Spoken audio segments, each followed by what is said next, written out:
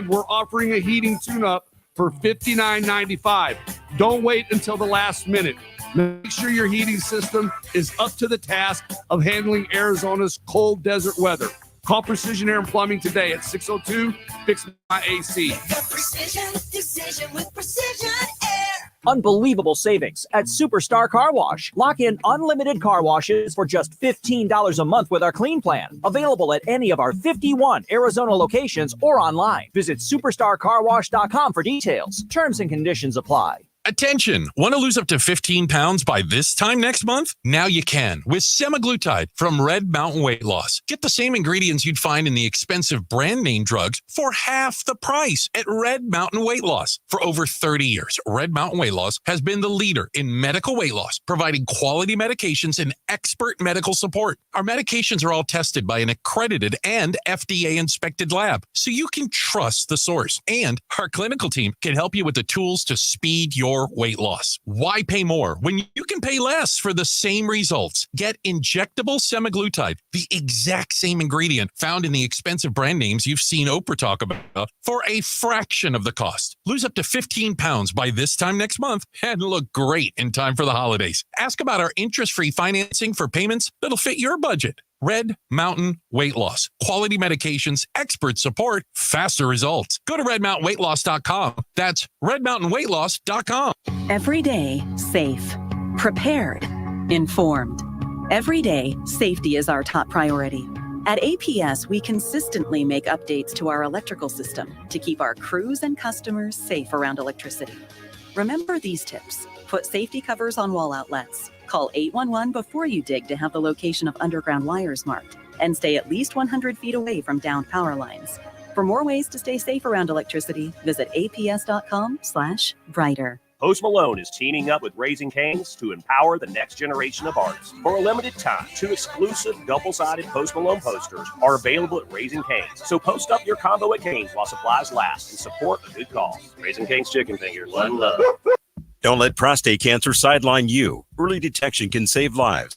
Talk to Arizona Urology Specialists about getting screened. Arizona Urology Specialists. Personal care for life's most personal issues. Visit ArizonaURO.com or call 602-887-2160. AM 1060 KDUS Tempe Phoenix and KSLX HD2 Scottsdale Phoenix.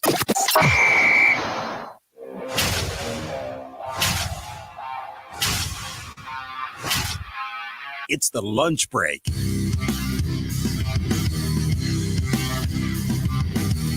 Welcome in the Tuesday edition of the lunch break. KDUS AM 1060. Chris Schubert here with you for the next 2 hours. Thank you for joining us on your lunch break during our lunch break. 480-864-1060. That is the phone number for you to get involved in the show on what is going to be a very busy Tuesday. A lot going on today.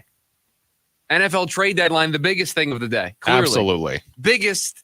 I mean, when I walked in today, Corey, it was the first thing you said to me. You're like, sorry I was late. I was spending time looking at all the NFL trade deadline rumors. Yeah, I had to sit around until, 9 a.m.? Right. You were so busy this morning, focused on the NFL trade deadline. There's nothing else going on in the world today. Hopefully we can be a reprieve from the other stuff that's going on in the world today for at least the next 2 hours. The NFL trade deadline is up at 2 o'clock today, 4 p.m. on the East Coast. Already moves being made. The Cowboys making some moves earlier today. The Commanders just making a big splash, getting Marshawn Lattimore from the New Orleans Saints. A lot for us to get into. And yes, we are keeping our eye on the Arizona Cardinals to see what they are going to do before this 2 p.m. deadline comes and goes. Don't know if it can just be Baron Browning as their acquisition here at the deadline. So we will be keeping an eye on all of that for the next 2 hours here on the show. But every day we start the show with the Daily Special, and it's going to be about a basketball team today. Time for our top story of the day. It's the Daily Special. I mean, what can you say at this point? 5 in a row for this team. They beat the 76ers last night, and they're off to a really good start. You can't be disappointed with what you are seeing so far. They're able to go and take on the 76ers, who have Paul George in the lineup for the first time, and you only get 13 points from Devin Booker, who has a uncharacteristically bad night 0 for 6 from behind the three-point line, 3 of 18 from the field, and yet you somehow find a way to win the basketball game 118 to 116 in large part due to Kevin Durant's 35 points. And that is what we continue to say about this basketball team right now is it's not pretty. It's not perfect. It's not wire to wire where it just looks like the basketball we expect this team to play or we know they can play with the talent that they have, but they just find ways to win. They only had one guy score more than 20 points, and that was Kevin Durant. You look up and down this box score. Your next leading scorer. So Kevin Durant, 35 points last night. The next leading scorer on the Phoenix Suns was Bradley Beal with 17. Nurk had 15. Royce O'Neal with 15 off the bench. And then it was Grayson Allen with 14, Devin Booker with 13. That's it. That was your main scoring in this game last night. And so to be able to find a way to win that basketball game, when you have those kinds of struggles, 3 of 18 for Devin Booker. You have a night where Ryan Dunn plays 10 minutes, 0 for 3 from behind the three-point line is a minus 16, right? Those are the rookie lumps you're going to take with Ryan Dunn. And so you look at this game and you compare it to winning the game against Portland with the fourth quarter almost collapse, the early leads that they've deposited to the Lakers and the Clippers early in the season, and they've been able to overcome those. 4 of their 6 wins are just all over the place. They are different ways to win the basketball game. And that, to me, is the takeaway from this early part of the season, is that there is not one way this team has to win. There is not one way that this team is going to stay relevant. They are still finding themselves, and despite finding themselves, they're able, because of the talent, because of one of the big 3 stepping up. Last night it was Kevin Durant. They're able to find a way to win. Kevin Durant hits the go-ahead shot with 24 seconds left, breaking the tie, and they win 118-116. And the 76ers coming into this game, I said it yesterday, the perfect time to play the 76ers. 1-4 to start the year. Joel Embiid's getting into it with reporters. It's just not a good situation. Yes, it was Paul George's debut last night for this team, but they are nowhere near their peak. They are nowhere near 100%. And you catch them at the perfect time, and you find a way to win.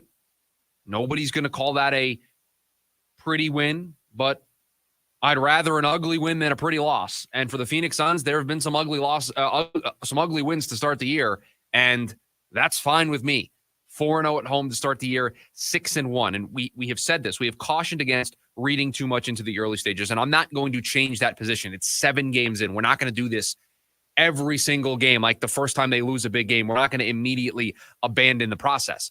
But we have talked about this team hitting certain milestones over the course of the season. And I don't know how, through the first 7 games, you can't help but feel that they are on track to hit all of those milestones. They're 6-1 and they're not playing their best basketball. They're 6-1 and they've had to have 2 major comebacks already. They're 6-1 and they had a night where a key component to the big 3 was 3 of 18. I mean, remember last year? Do you remember all of the games last year? The game would start, and one of the keys to the game would be, or the discussion would be, the big 3, Durant, Booker, Beal, they would have to combine for 75, 80, 85 points. There would be a number that you would say that group had to hit, right? If they hit that group, they hit that number. If that group hit that number, they would be able to win the basketball game. Well, last night, Durant scored 35. Booker and Beal combined scored 30.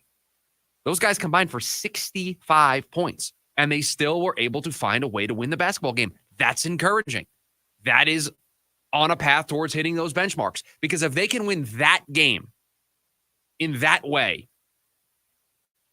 in November, what's it going to look like if they're all healthy and they're on the same page at the end of the season? And so that's the frame, that's the context I'm looking at all these early games from. Man, that's awesome that you came back from 18 points down, 21 points down. That's awesome. That's great. To be able to do that in November when you're still trying to put this all together, that is a great message to send to your fan base early in the season. Don't make it a habit. And the Phoenix Suns so far are 6-1, and they're making a habit of it not looking the best and it not looking pretty.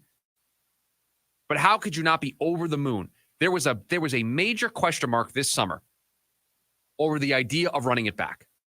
Should the Phoenix Suns run it back? Should they bring back Durant? Should they bring back Beal? Should they bring back Booker? Should they give it another go with the big three? And it was just back and forth. Well, how are you going to trade Bradley Beal on that money? Can you really trade Devin Booker? So it would have to be Kevin Durant that you trade. What could you realistically get for Kevin Durant at an old age? Yeah, maybe it probably makes sense to run it back. Yeah, but you don't have a ton of assets. You're above the second apron. You can't do a whole. All summer long, we spent all of the angles looking at this from every possible scenario that could have played out for the Phoenix Suns. And the decision that this organization came back to was trying to thread the needle, brought in a new coach, kept the big three, were able to, even though they were above the second tax apron, make the additions that they are able to make, to get a Tyus Jones, to draft a Ryan Dunn, to lengthen their bench a little bit.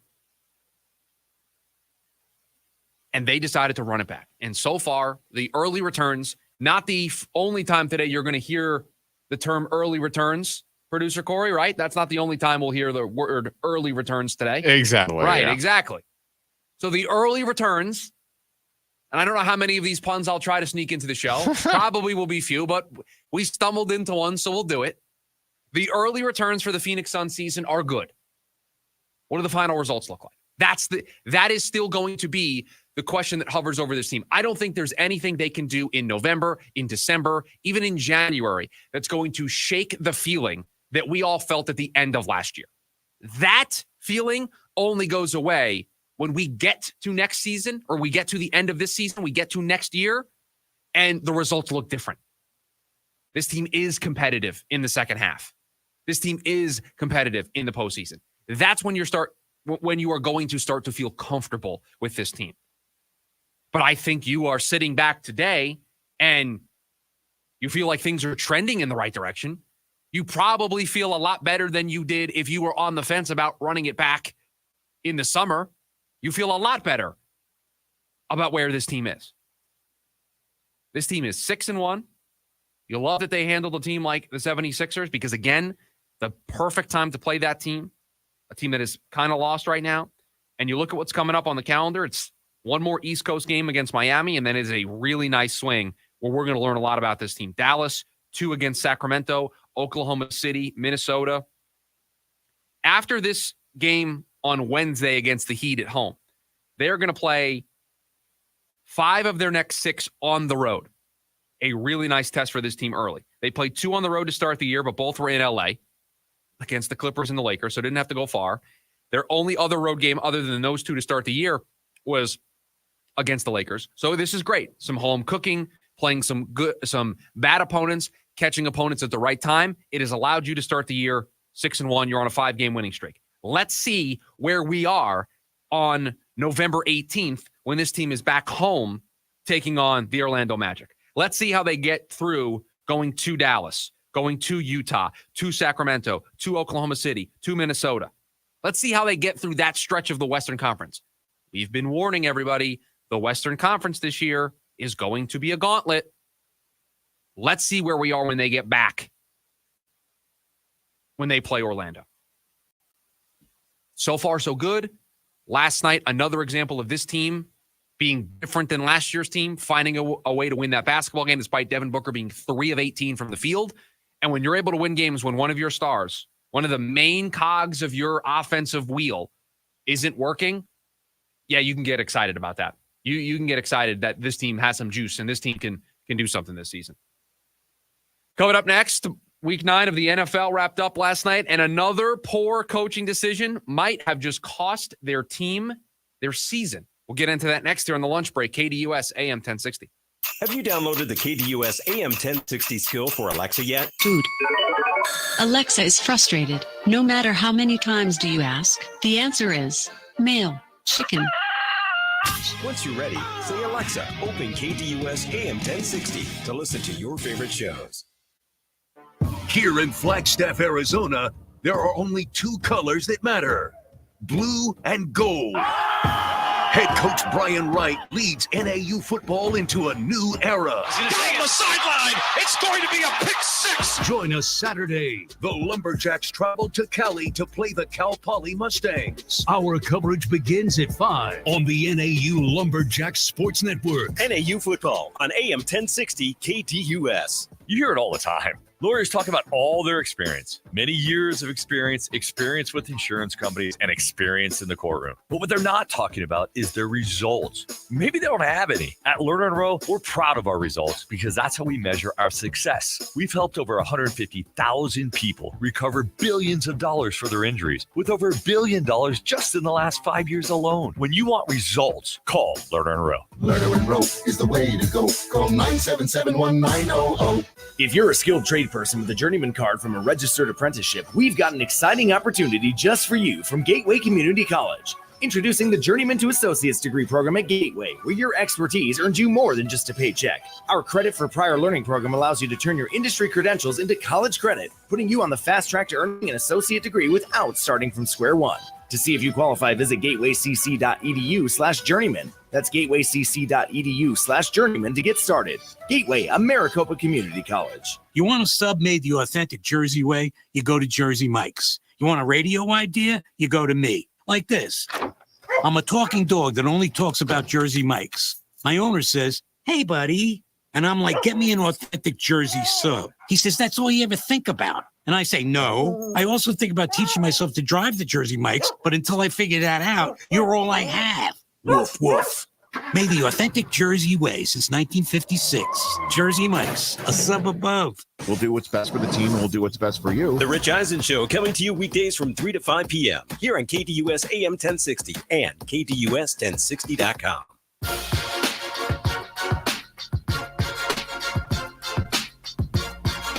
Welcome back to the show. The lunch break, KDUS AM 1060. Chris Schubert here with you. Appreciate you joining us. 480-864-1060.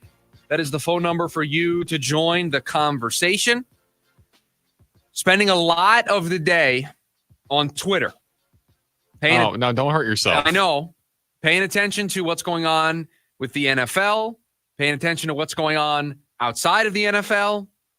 I don't think we're under a mandate to not talk about it, but I'm trying to not say out loud what I'm referring to. I think everybody knows. And I will tell you, yes, probably the worst day to try to be on Twitter. Yeah, every day is bad in the first place, but especially today. Today, not the best day to be on Twitter because you don't know what trade rumors are real. You don't know what other stuff is real. There's a lot to try to dig through today. You look through, you just see a bunch of caps lock. Right. And I'm trying to do it on my phone. I've got 14 monitors in the studio that are doing a lot of things. It's easy to get confused. Mm-hmm. So we're trying our best. We promise you that if anything, if we see a trade rumor, we're going to be late to the party on this because we're going to make sure that we get it right today.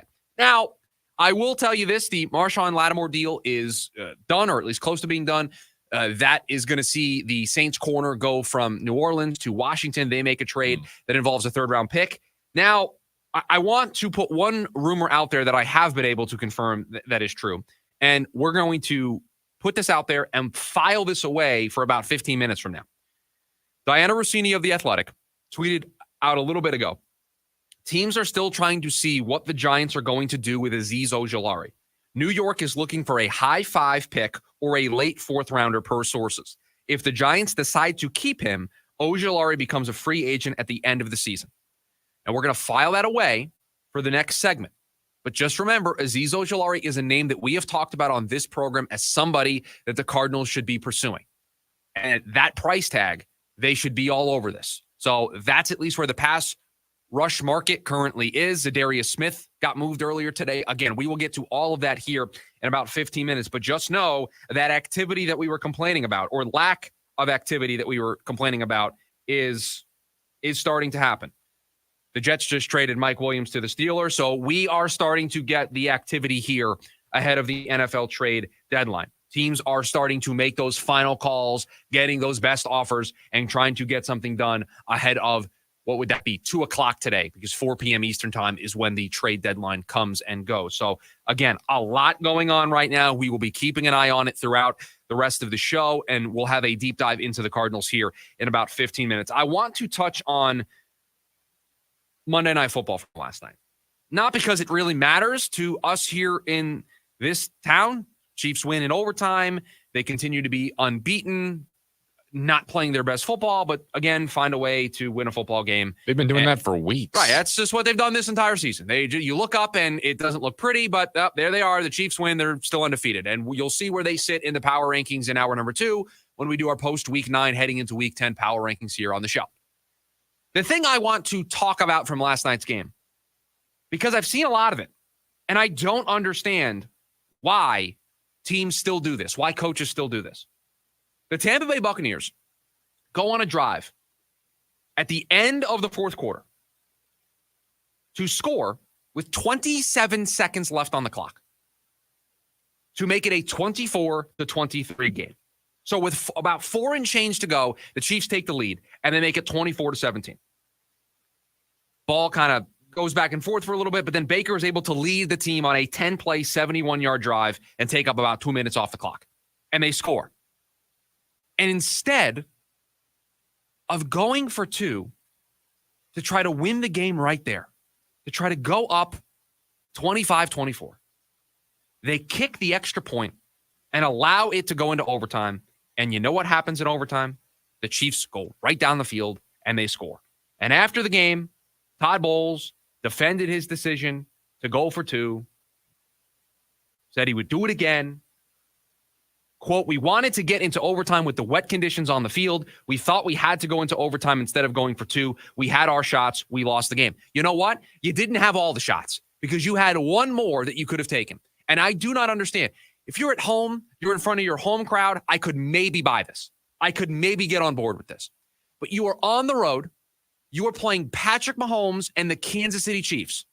What convinces you that the right thing to do is to kick the extra point and play for overtime, where one of 2 things are going to happen? Either the Chiefs are going to get the ball immediately, and you have to try to stop Patrick Mahomes. Good luck with that. Or option number 2, you score a non-touchdown, so you score a field goal, and you're going to give the ball to Patrick Mahomes anyway. So the only way where that decision works out is if you win the toss and you immediately go down the field and score a touchdown. And I just don't know how that, in your mind, could be the most optimal decision. We're going to kick the extra point here because we're going to get the ball in overtime. We're going to win the toss, and we're going to immediately go down and score. If that's what you thought you were going to do, because, again, that's the only way that Patrick Mahomes doesn't touch the football, then why wouldn't you, when you still have the ball, just go for 2 to put yourself up 25-24? Yes, you are then giving the ball to Patrick Mahomes with, what would that be, 27 seconds left with an opportunity to kick a field goal. I get it. I understand that. But the alternative is going into overtime, where in almost all of the scenarios except one, Patrick Mahomes is going to touch the ball anyway. And I just don't understand why coaches continue to not take these opportunities. You're not playing the Carolina Panthers. You scored that touchdown to force overtime against the Carolina Panthers. You're like, that's the Panthers. We got them. They're demoralized from this. We're going to go into overtime. You can't demoralize Andy Reid and Patrick Mahomes and the Kansas City Chiefs. You can't do it. You saw it last night. And please spare me that it's wet. My team, my quarterback, my offense, one play to take the lead, put all the pressure on the other guys. That is what I would want to do. And the ESPN story that talked about Bowles defending, not going for 2, added that in week 9, 4 teams that scored touchdowns in the last 2 minutes of regulation decided to kick extra points to tie their games. Now, ESPN Analytics, their modeling, agreed with all the decisions to kick the extra point. So in all 4 instances. So the Dolphins tied with 1:38 left and then losing on that field goal. The Patriots tying their game with no time left against the Titans. The Titans are the perfect example when I said the Panthers. Patriots, you score, you take the lead going into overtime. Now, again, you're on the road. I would make the case you're on the road. Try to end it right there, because at that point, it is win or lose. There's zeros on the clock. It's one play, my guys against your guys, with a chance to win the game. But Gerard Mayo, defensive-minded coach, puts his defense on the field. How did that work out for him in overtime? And then the Seahawks tying it with 51 seconds left and then losing it on the touchdown. So 4 times this weekend We saw in this spot, inside of 2 minutes to tie the game, teams decided to kick the extra point. Now, with 1:38 left, I'm okay with the Dolphins kicking the extra point. That's way too much time. Because even if you get the extra point, you got to play defense. A field goal beats you. The entire playbook is available to the Bills with a minute and 38. They can do whatever they want. But the Patriots, with time expired on the road, the Bucs last night with their season on the line, because they lost this game, their season's done. They're 4-5. It's over. Their path to making the playoffs is through the division. They are 2 games back of the Falcons. They've also lost both games to them already this season. They're done. That division is cooked. Panthers aren't going anywhere. Saints are trading players. The Falcons are going to win that division, barring an absolute catastrophe in the second half of the season for them. Just collapsing in the second half. So you had an opportunity, one play, to take the lead. Now, yes, is there a decent chance that Patrick Mahomes does what Patrick Mahomes is going to do, and he drives the Chiefs down the field and they kick a field goal and they win the football game? Absolutely. But guess what? Playing for overtime, in almost all the scenarios, the same thing happens. Patrick Mahomes touches the football. So I would rather put all of the pressure on them and see if maybe in those wet conditions that you talked about, that it's a little more difficult. And so I just do not understand why teams don't go for 2 in those spots. You're playing Patrick Mahomes and the Kansas City Chiefs. You think playing for overtime is the right decision. 2018. Do you know what's interesting about 2018, Corey? Any immediate things come to mind when I say 2018? The fact that it was actually 6 years ago is still shocking to me. Yes, 6 years ago was 2018. Yes, that is true. And yes, 2018 actually feels like it was a decade ago, not just 6 years ago. I'm trying to think football. What happened that year? It ties into this story because Patrick Mahomes became the full-time starter for the Kansas City Chiefs in 2018. Has it been that long? It's been that long. No. Oh, yeah. He's been torturing everybody for the last 6 years. Oh, my gosh. And in that time, over those 6 years, the Chiefs, in overtime games, including the playoffs, since the start of 2018, again, when Mahomes took over, 8-2 in overtime games. That is the best record of any team over the course of that span. Why would you play for overtime against Patrick Mahomes and Andy Reid on the road? Why would you play for overtime? It doesn't make any sense. Only 10 overtimes in 6 years? Well, they're just so good that they very rarely get to overtime. Man. They just never get there. And when they do, it's bad news. Ask the Buffalo Bills. Bills have done this a couple of times. I just don't understand why teams do this. I legitimately think that decision last night might have cost the Bucs their season. Now, they were banged up. They were trending downwards as it is. But I think last night, that loss and not going for 2 in that spot is just one of the worst decisions you can make. I don't know why teams still continue to do this. They scored with 30 seconds left and then decided to kick the extra point because the wet weather felt like their defense gave them a good chance to win in overtime against the Kansas City Chiefs, who are now 8-2 in overtime games since Patrick Mahomes has taken over. That includes the playoffs. So doesn't really thrives under pressure. So really, that was a great decision to go to overtime against Patrick Mahomes and the Kansas City Chiefs. And do you know what happened in overtime? The Bucs never touched the ball. 10 plays, 70 yards, almost 6 minutes, game over. So you didn't even get a chance. You didn't even get a chance to put your offense back on the field. So you kicked the extra point, and you knew you were going to need to score points in overtime, and then your offense never saw the field. Whereas in my scenario, your offense sees the field for one play to try to potentially win the football game. I just don't understand. I don't get why teams continue to do this. And it might have just cost the Bucs their season, and I don't know where they go from here. Coming up next, they've made one move, but more needs to be done. We will catch you up to date on all of the latest rumors, moves, everything from the NFL trade deadline. We'll do it next here on the lunch break, KDUS AM 1060.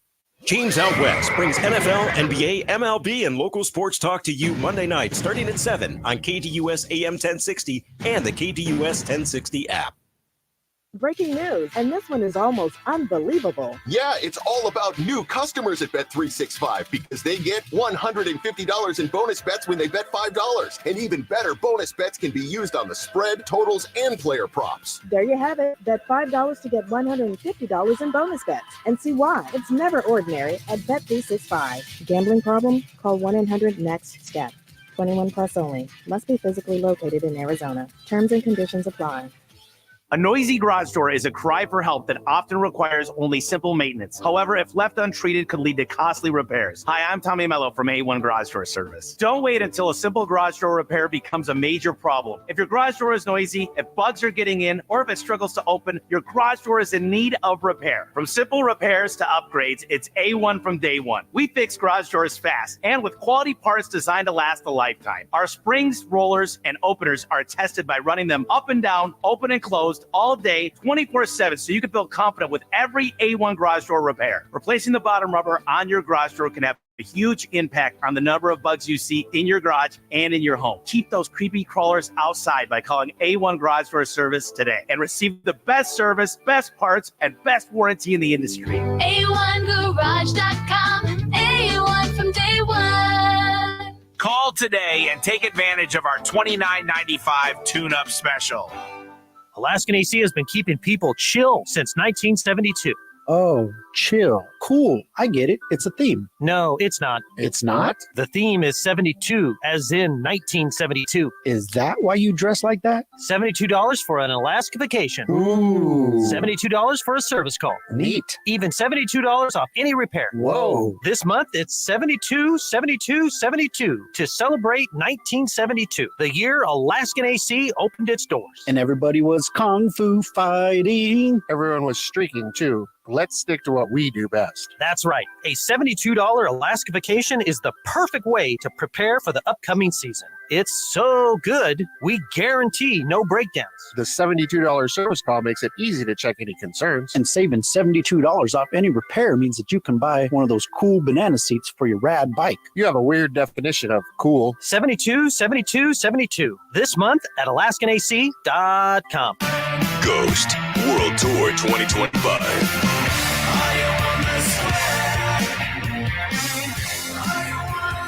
Ghost Theatrical Heavy Metal Arena Rock. August 11th, Footprint Center. Tickets on sale now at LiveNation.com. Don't miss Ghost. Carving out time in your afternoon for the Doug Gottlieb Show right here on KDUS AM 1060, 100.7 HD2, and KDUS1060.com. Weekdays from 1 to 3 p.m.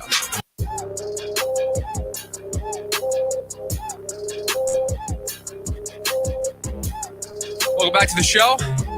Lunch break, KDUS AM 1060. Chris Schubert here with you up until 1 o'clock. 480-864-1060 is the phone number if you want to join the conversation here today. NFL trade deadline at 2 p.m. So I can't do math. That's 2.5 hours from now. 2 hours and 27 minutes. Producer Corey, is that correct? Yes, you got it. Thank you. 2 hours and 27 minutes from now. NFL trade deadline will come and it will go. And we will see if the Arizona Cardinals make any more moves after adding Baron Browning yesterday. And if you want to hear my thoughts on that move in their entirety, you can listen to yesterday's show back in the podcast feed. Just search The Lunch Break wherever you get your podcast. But I'll just sum it up here. It can't be the only thing they do. He is a nice depth option. He feels like a Dennis Gardeck replacement. But this team needed pass rushers when Dennis Gardeck was on this team. So if we're replacing Dennis Gardeck, then we put ourselves in the same position that we were in when Gardeck was healthy, and that position was add a pass rusher. And since that happened, this team has continued to win games and has continued to solidify their spot atop the NFC West. Now, around the league, so we will set the scene here for you before diving back in to the Cardinals. Started early this morning. I woke up. You know, we can do this. Producer Corey, I think we can get away with this. Okay. So just be mindful. Mm-hmm. You're in charge if we go too off the rails. Okay. All right? You're in charge. Go ahead. I went to Arizona State University. Okay. Got a degree in journalism. Yep. My minor was in political science. Oh, wow. I love days like today. Okay. I'm a data nerd. I'm a stat nerd. I have done way too many 270 to win maps than I care to admit here on the air. I love the just data and analytics and the numbers, and I geek out over this stuff. So I was up early this morning. We're 2 hours behind the East Coast, so I was up early seeing how things were going, seeing what the vibes were. And that's all we'll get into here. But I was up early this morning, and while I was watching the other stuff, I saw that the Lions made the move that everybody was clamoring for them to make because it was the move that made the most sense, and that was calling up the Cleveland Browns and acquiring Zadarius Smith. They've needed pass rush help since Aiden Hutchinson went down, and Smith, who's 32, fits to the win now window that the Lions find themselves in, had 5 sacks in 9 games this season, and they were able to acquire him. Now, the deal was the Lions got Zadarius Smith and a 2026 7th rounder in exchange for a 2025 5th rounder and a 2026 6th rounder. So Zadarius Smith cost the Lions a 5th rounder this year, and then they swapped day 3 picks in 2026, so 2 drafts down the road. Feels like something the Cardinals could have easily done, but maybe they weren't interested in acquiring a 32-year-old pass rusher. Maybe they wanted somebody on the younger side of things. Okay, no complaints there. That's how our morning started, with one of the pass rush options coming off the board for the Arizona Cardinals. And then the weirdest trade of the day happened because the Dallas Cowboys woke up and decided that they wanted to give up a 2025 4th-round pick to get Jonathan Mingo and a 2025 7th-round pick from the Carolina Panthers. Oh. Jonathan Mingo, who was I believe he was a 2nd or a 3rd-round pick for the Carolina Panthers 2 years ago, a early day 2 pick for the Carolina Panthers. And the Cowboys gave up more for Jonathan Mingo than they got for Amari Cooper, just to put that into context. Don't understand it. Dak Prescott's could have probably missed some time. They're a team that's spiraling out of control. I don't think Cooper Rush is going to be able to stabilize this, but sure. Change of scenery for Jonathan Mingo. Maybe they can get more out of him. I don't understand this. It doesn't make any sense to me. Somebody has to explain to me what the logic is here to give up a 4th-round pick for a guy who is underperforming in Carolina. I don't understand it from Carolina's perspective. You invested an early draft pick in this kid recently. He's had bad quarterback play his entire career there so far in Carolina. I don't understand why you're giving up on a player that quickly, but okay. So pass rusher goes early. Then we get Jonathan Mingo to the Cowboys, and then the news that just happened. That being that the Washington Commanders, who, by the way, when you see where they are on the post-Week 9, entering Week 10 power rankings for the lunch break, you're going to be shocked. But they have decided, and Cardinals front office should pay attention to this. The Commanders have started the year 7-2. They have a rookie quarterback who is playing exceptionally well, has put this team in first place in the NFC East. They are the surprise team in the NFC. The only team that I think is definitively better than them in the NFC is the Detroit Lions. There's another hint for you for later on in the show. And what their new brass there, because new owner, new front office, new coach, new quarterback, everything's new there. What they have decided to do is they said, you know what? We're 7-2. This is maybe going a little faster than we anticipated. Let's not dampen this down. Let's not quiet the expectations. Let's support this 7-2 team. Let's add to this 7-2 team. Where can we add? What can we do to make this team better? Oh, the Saints are bad. The Saints are interested in moving on from Marshawn Lattimore, a 28-year-old corner. Guy's a 4-time Pro Bowler. He'd be pretty good for our team. So they traded a 3rd, 4th, and 6th round pick in next year's draft in exchange for Lattimore and a 5th. And so the Washington Commanders are not resting on their start. They're not resting on maybe being a little bit better off than they thought they were going to be through 9 weeks of the season. And they have added. And they have added in a big way by trading for Marshawn Lattimore. And I wonder if this is the start of things crumbling down there in New Orleans like they should have a couple of years ago. They have constantly tried to avoid the full teardown. They have constantly tried to avoid paying the piper for all of the salary cap missteps that they have made with void years and restructures and pushing stuff out. And just the credit card bill was going to come due at some point. And instead, what they tried to do is they opened up a new credit card and moved the balance from the old credit card to the new credit card and pushed out the due date a couple years. And they just kept doing that year after year after year to try to make this work with this window. And I wonder if trading Marshawn Lattimore, who's 28 years old, a 4-time Pro Bowler, I wonder if this is the start of them tearing things down. I wonder if this is the start of them realizing what they need to do. And for the Commanders, what a huge move this is. What a huge decision this was by the Washington Commanders to make this addition. And that's what I want the Arizona Cardinals to do. I want the Arizona Cardinals to be looking for players like a Marshawn Lattimore that can help their team. I want the Arizona Cardinals to reward the results so far. I want this front office and Monty Ossenfort to add in a way that is meaningful, that is impactful for a team that is in first place.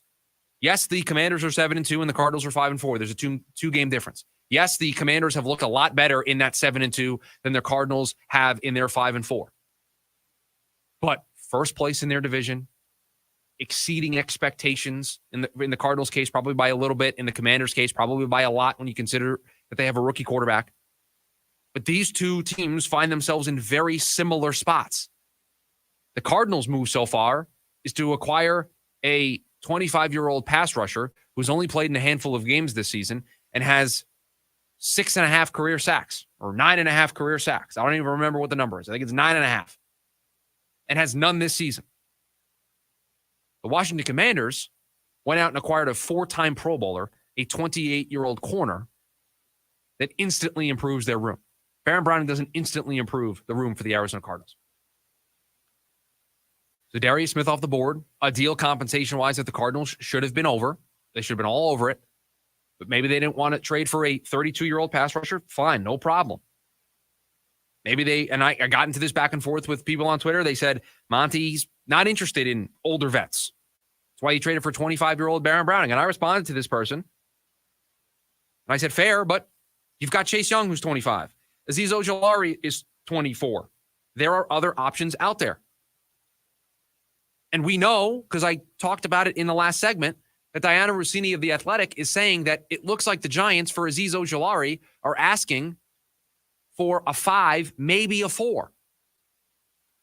And I know he's a free agent at the end of the year, but he's 24 years old.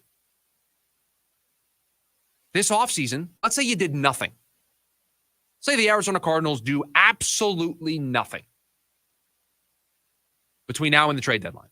Let's say they do absolutely nothing and the season just plays out and whatever happens, happens. Do you know what one of the things they're going to have to do this offseason is? Acquire a pass rusher. They might have to use a draft pick to do so. They might have to sign somebody. Azeez Ojulari might be somebody that they would want to sign in free agency. If a 4th or a 5th round pick gets me a jump on that, and maybe I can sign him to an extension before he hits free agency so he can play with his brother, that might be something I would be interested in. That might be something worth exploring. That might be a move that would make my team better.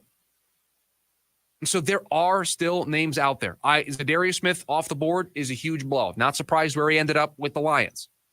But there still needs to be a move made by this team. We cannot get to 2 o'clock today. We cannot do the show tomorrow. And the only move this team made is Baron Browning. That would be a disappointment.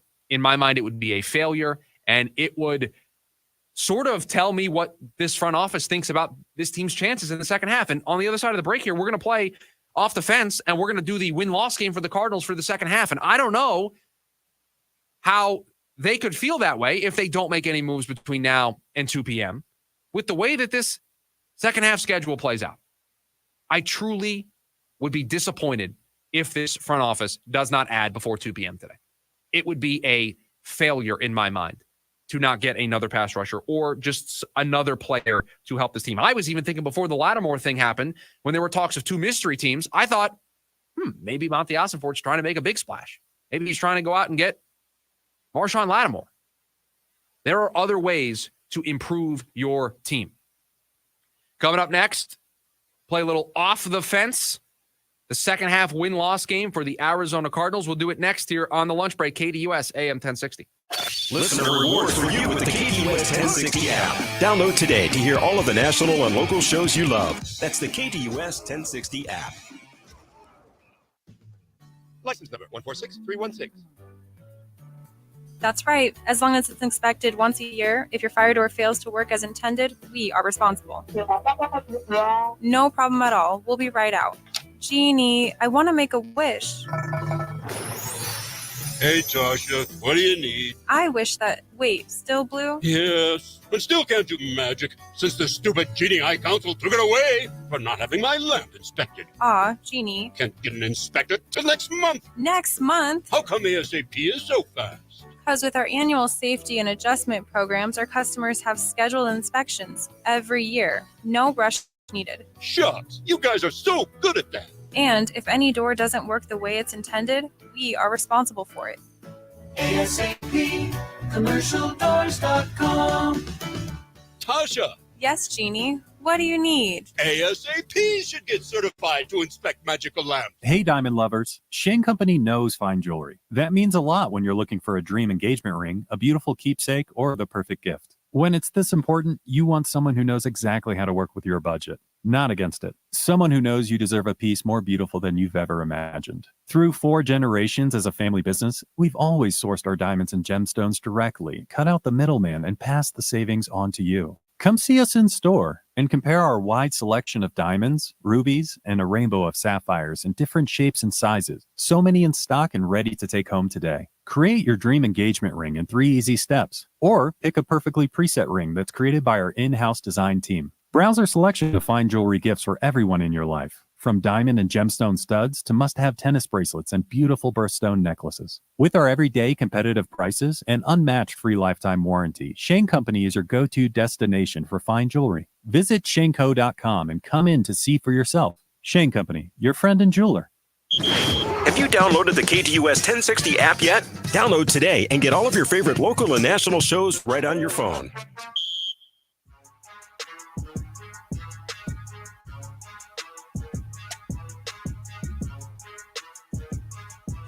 Welcome back to the show. The Lunch Break, KDUS AM 1060, 480-864-1060 is the phone number if you want to join the conversation.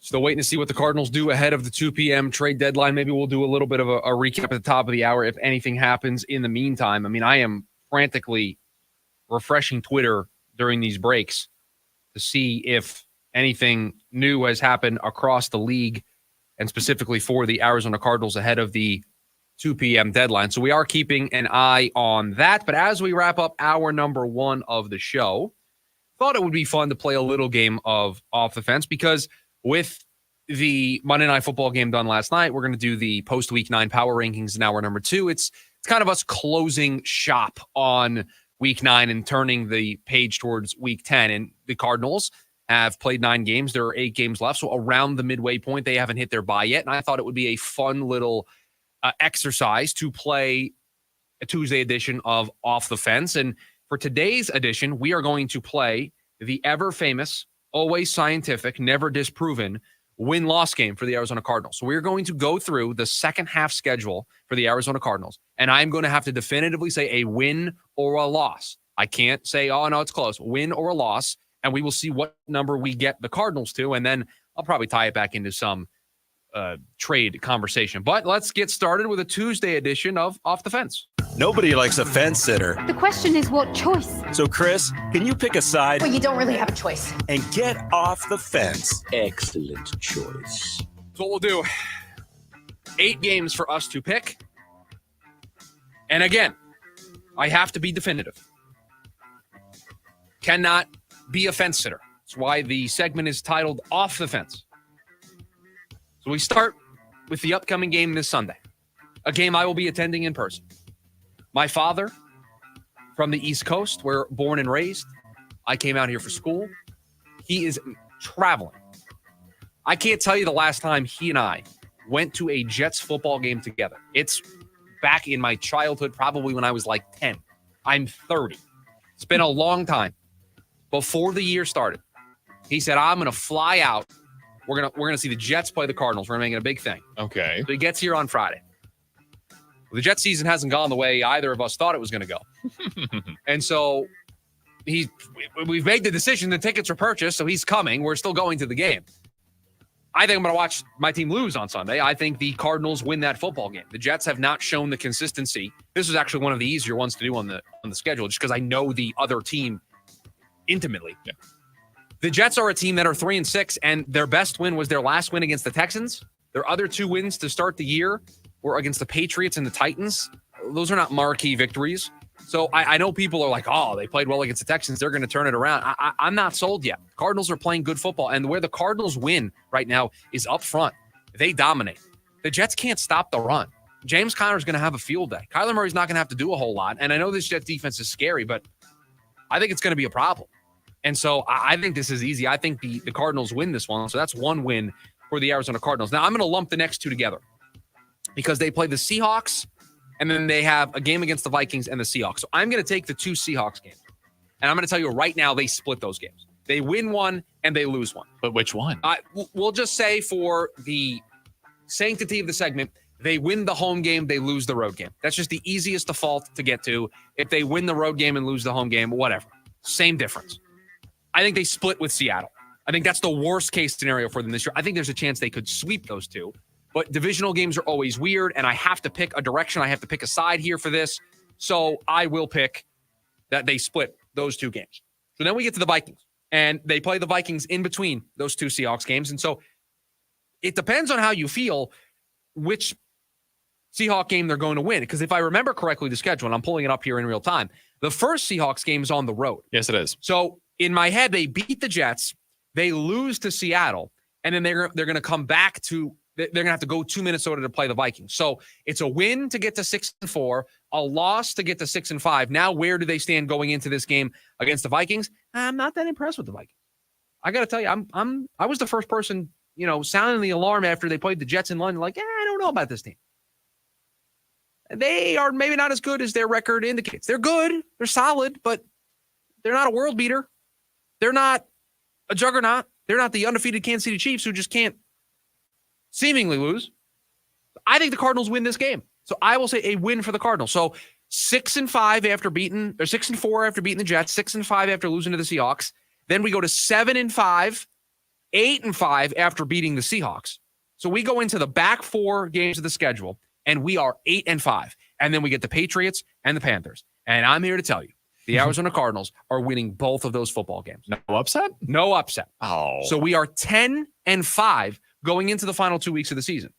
Now, this is where it gets a little scary because they play the Rams, and who knows what the health or status of the Rams are going to be at that point of the season. Are they going to be competitive? Are they going to be in it at that point? Because the Cardinals have beaten both of these teams. They have already beaten the Rams. They have already beaten the 49ers. I think by the time they play the 49ers at the last game of the season, 49ers are going to be healthy. It appears as though Christian McCaffrey might be back as early as this week. So to get him, by the time they play, if he's healthy, he's probably going to be close to 100%. So I give a loss there to the 49ers. And I think I give a loss to the Rams as well. So they end up being 10-7. 10-7 might be enough. 10-7 might be enough to have them sneak in. But you look at this schedule, and the reason why I wanted to do this exercise, the Jets, one win against the Seahawks, Patriots, and Panthers. So you win those four games, you're at 9.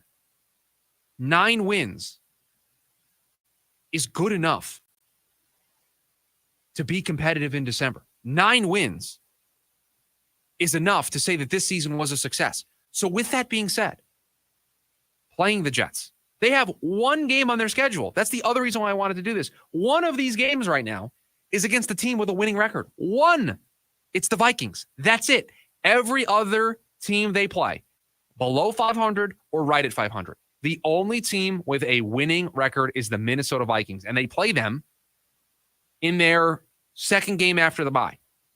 They play them early in this docket. So 9-8, 10-7 on the table for this team. Why would you not make the decision to add more at the deadline. Because if I can do this, if I can, in front of this microphone, play the win-loss game, you're telling me that this front office doesn't have analytic models that tell them what their chances are of reaching 8 wins, 9 wins, 10 wins? Now, you got to still play the games. You can't just look at it on paper. But that type of stuff informs the decision. The way they've played recently, that's not on paper. That's on film. 3 wins in a row in first place. My model can then tell me, all right, what does it look like against the Jets? What does it look like against the Seahawks? What does it look like when I take on the Patriots and the Panthers? What does it look like the rest of the way? What are the chances I get to 9 wins? What are the chances I get to 8 wins? What are the chances I get to 10 wins? What are the chances that this team is playing meaningful football the last 2 weeks of the season when they take on the Rams and the 49ers? What does that look like? What are my percentage chances? And in our exercise here, I got them to 10 before those last 2 games. And so if the models internally for the Arizona Cardinals are saying that they have a greater than 65, 70% chance of making it to 9 wins or 10 wins, why wouldn't you help increase those odds by going out and making a move to improve your team for the second half? Why would you not try to bring in an Azeez Ojulari or a Chase Young or somebody for this 8-game stretch? Why would you not make those moves? Why would you allow the trade deadline at 2 p.m. to come and go, and your big move is a guy who is 25 years old, has never reached his potential in Denver, is a nice quality depth option, but has 9.5 career sacks and doesn't have a single sack this season? Why is that the move that you would make? How is that the only thing that you're going to do? How is that going to be the thing that you sell to the fan base? It can't be. That can't be what this team does. Because if they do, that tells me their model and their internal gut feeling, put it all together, they don't think this team has it in them to make a run in the second half. Because you can't tell me that this team is good as is. They are only 5-4. It took a 3-game winning streak to go from 2-4 to 5-4 to be in this situation. I mean, I can make the case for both sides. I can make the case of how this 5-4 is potentially a magic carpet ride that's going to run out pretty soon. There's a case to be made of why this 5-4 has staying power. I think I've made it very clear here over the last couple of weeks on these airwaves which camp I fall in, but there are 2 cases to be made. And if their only move is to add Baron Browning, tells me they're in the case of that they feel like this is a little bit of a magic carpet ride, that they feel like this is fairy tale. This isn't really lasting. But if you beat the Jets on Sunday, you're 6-4. I would love to know the percentages of how often a team makes the playoffs if they start the year 6-4 or better. You get to 6 wins in your first 10 games, that sets you up really nicely.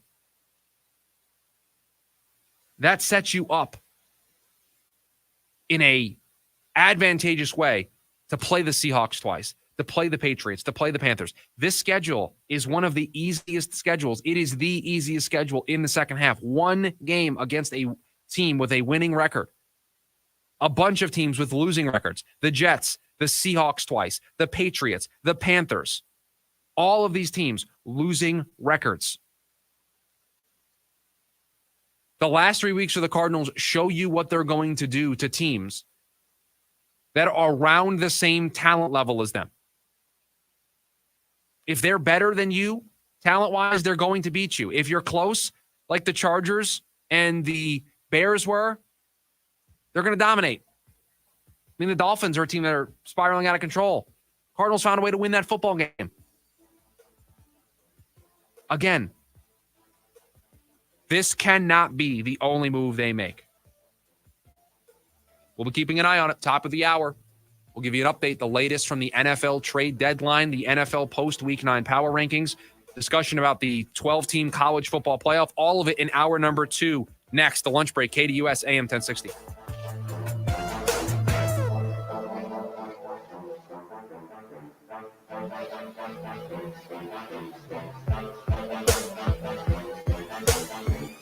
AM 1060 KDUS Tempe Phoenix and KSLX HD2 Scottsdale Phoenix. Here in Flagstaff, Arizona, there are only two colors that matter: blue and gold. Head coach Brian Wright leads NAU football into a new era. Down the sideline. It's going to be a pick six. Join us Saturday. The Lumberjacks travel to Cali to play the Cal Poly Mustangs. Our coverage begins at 5 on the NAU Lumberjacks Sports Network. NAU football on AM 1060 KDUS. Hello, everybody. Eric Bryan, owner of Precision Air and Plumbing. Last year, I warned you that AC prices were on the rise due to new regulations, and that's exactly what happened. In January of 25, we'll see much of the same, but don't sweat it. If you call Precision, we're offering $3,500 off any new AC unit, but this deal won't last long, so act fast. Make the Precision decision today and call us at 602-FIX-MY-AC. The precision decision with Precision Air. Stop letting your bladder call the shots. Talk to Arizona urology specialists about frequent urination and take back control today. Arizona Urology Specialists, personal care for life's most personal issues. Visit ArizonaURO.com or call 602-887-2160. By now, you've heard all of our ads. America's largest injury law firm. But what does that really mean for our clients? For you, it means that when you hire us, you don't just get a lawyer, you get a legal army, almost 800 lawyers alone. That army includes an entire legal team, specialist lawyers, investigators, and a 24/7 client satisfaction staff. Just like if you were going into surgery, you wouldn't trust one person to handle the paperwork, the scheduling, the anesthesia, and the surgery. Have you ever seen a surgeon operating alone and without resources? No way. Why would you trust a small firm with your case? Your case is a big deal to us. When it comes to law, size matters. We're America's largest injury law firm, Morgan & Morgan. Visit forthepeople.com for an office near you. College football fans, Chris Fowler here with the play call. This season, go for Dose with ice-cold, refreshing Dos Equis. It's more than a single play. It's a mindset. Think of it as a 2-point conversion for real life. Taking the risk, making the bold move. Whenever we get the chance to go big, we take it. On the field and off, always go for Dose with Dos Equis. Enjoy Dos Equis responsibly. Copyright 2024 Dos Equis Lager Especial Beer. Imported by Cervezas Mexicanas, White Plains, New York. AM 1060 KDUS Tempe Phoenix and KSLX HD2 Scottsdale Phoenix.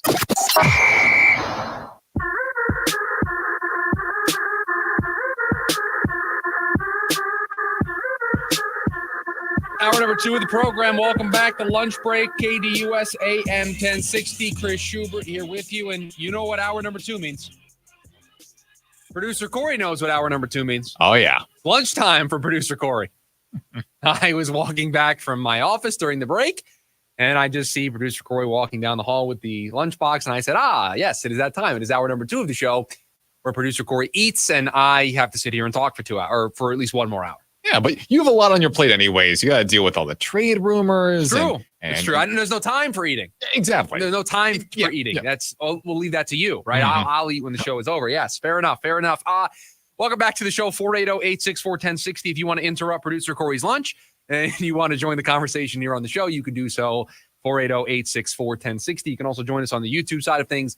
Leave a comment there. Just search KDUS 1060 on YouTube, and you will see the live stream there, and you can hop in there and join the conversation. Having a bit of a bad hair day today. I should have put the hat on when I left the house this morning. It was dark this morning when I left. Oh, yeah, it is now from now on, pretty much. I was rushed this morning.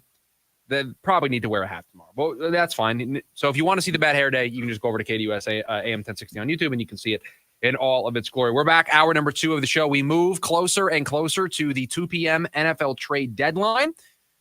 About 2 hours from now, hour and 55 minutes or so, everything will be done. Business will be taken care of. And before we dive back into some of the rumors and looking at this from the Cardinals angle, I will say that I have been encouraged by what we've seen this year for the NFL when it comes to their trade deadline.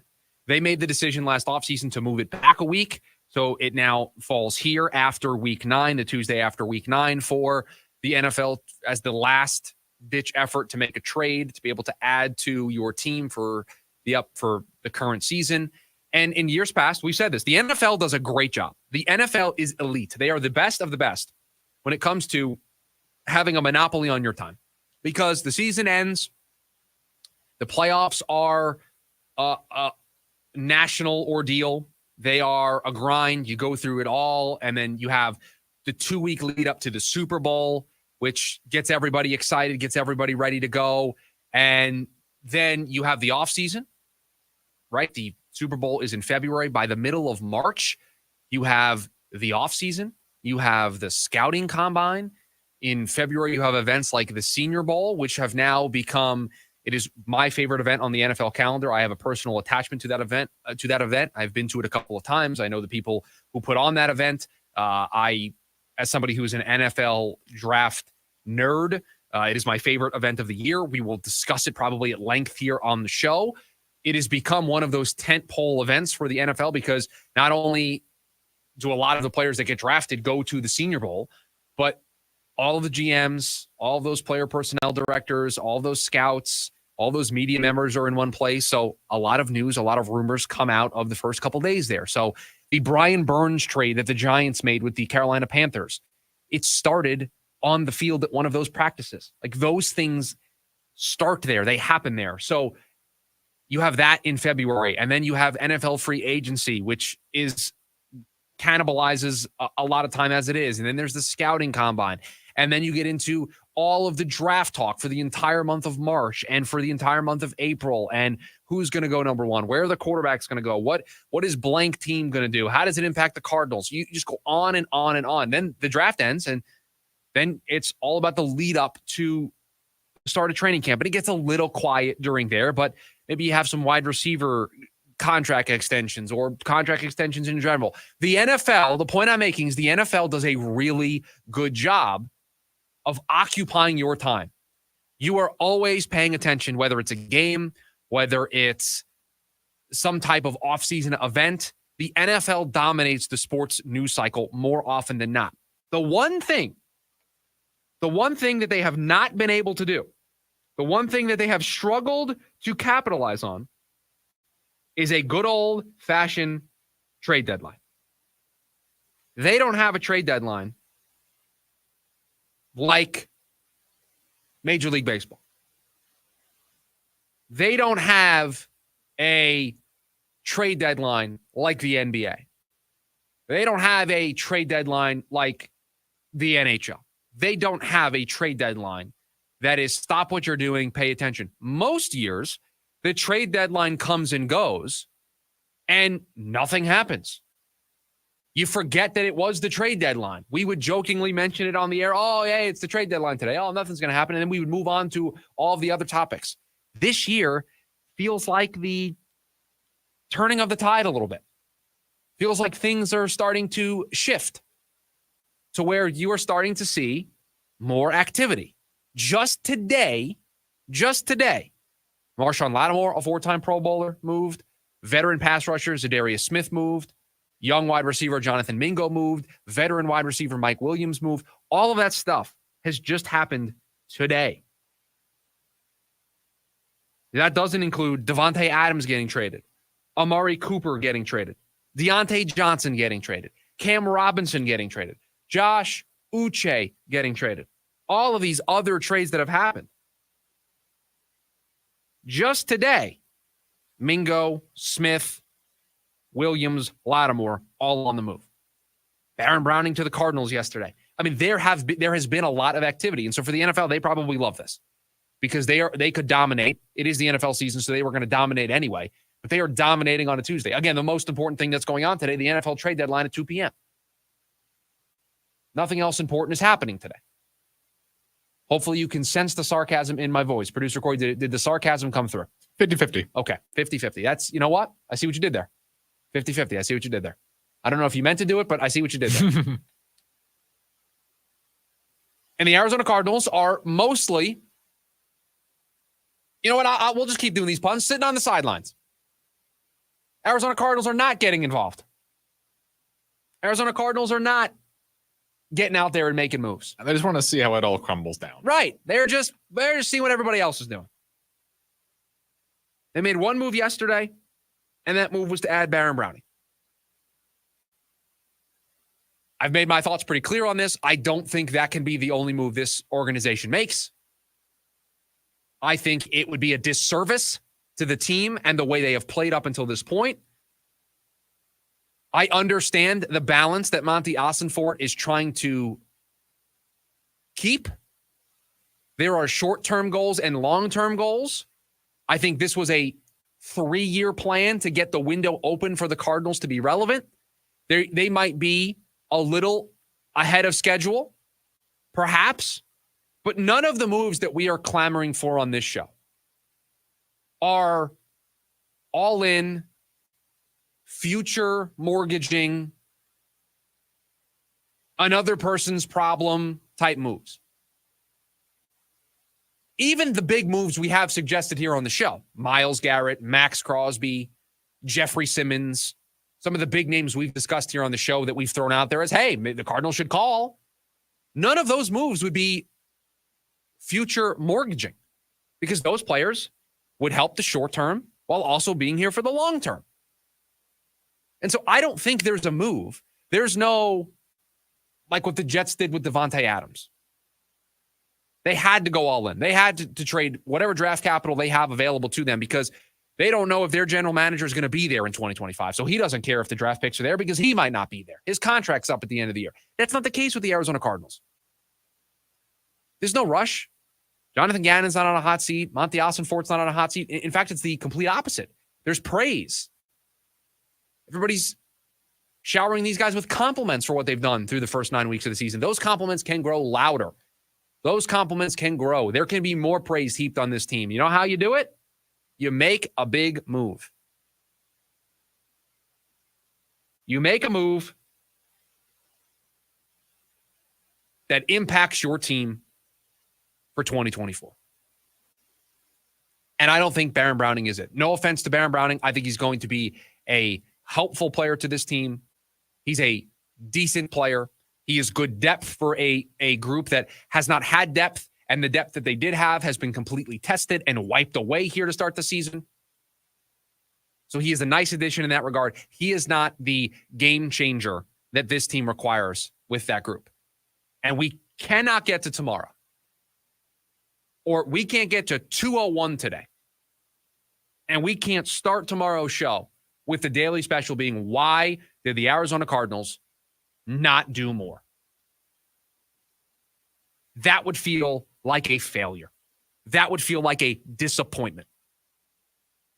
That would feel like a missed opportunity. And then if the season starts to crumble, we will point back to this to say, you should have done more. You should have added more at the deadline. This is a team that has potentially overachieved in the first half by a little bit. I think many people like myself thought they were going to hover around 500 and they were going to be able to be in these games because of their offense. I think their defense has played better as of late than we anticipated, especially when you add in the injuries.